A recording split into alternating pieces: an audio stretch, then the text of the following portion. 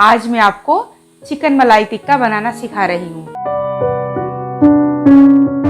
आधा kilo boneless chicken लिया है, नमक, कुटी हुई काली मिर्चें, फ्रेश क्रीम, दही, लहसुन अदरक का पेस्ट, हरा धनिया, हरी मिर्चें। चिकन डाल देती हूँ।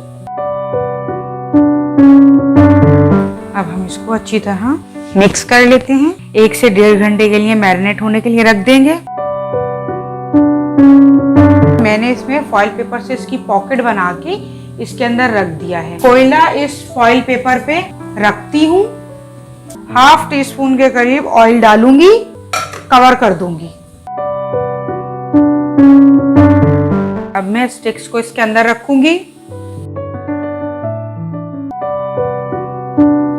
ये चिकन मैं अब इसमें डाल दूंगी। मैंने दोनों तरह सर्व करके आपको दिखा दिया है। उम्मीद है मेरी रेसिपी आपको पसंद आई होगी। अगर मेरी रेसिपी आपको पसंद आई है तो प्लीज इसको लाइक, शेयर और सब्सक्राइब कीजिए।